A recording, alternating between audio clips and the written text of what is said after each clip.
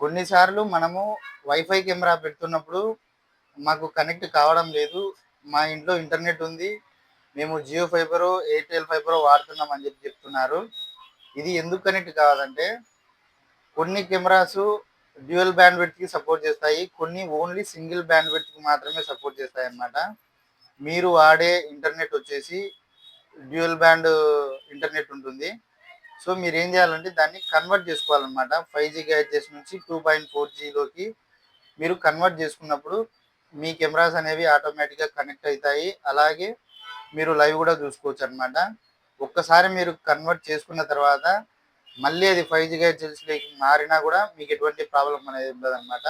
దానికి సంబంధించి నేను ఒక చిన్న జియో ఎయిర్ ఫైబర్ ఎలా యాడ్ చేసుకోవాలని చెప్పి ఇదే వీడియోలో యాడ్ చేస్తాను, చూసేయండి. థ్యాంక్ యూ అండి. ఫస్ట్ మీరైతే జియో హోమ్ యాప్ వేసుకొని ఎవరైతే మీ లాగిన్ ఐడి ఉంటుంది కదా వాళ్ళ ద్వారా లాగిన్ అయిపోండి. తర్వాత మోర్లోకి వెళ్తే అక్కడ ఐఓటీ ఆన్బోర్డింగ్ కూడా ఉంటుంది. అక్కడ మీరు ఏదైతే మొబైల్ ఉందో మీరు ఆన్లైన్ చేస్తూ ఉంటారు కదా మొబైల్, ఆ మొబైల్కు 2.4 గిగాహెర్ట్జ్ అని చెప్పి పర్మిషన్ ఎనేబుల్ చేసేయండి.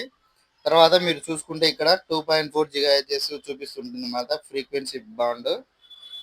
ఇప్పుడు యాజ్ యూజువల్గా మీరు చేసుకోవడమే అన్నమాట.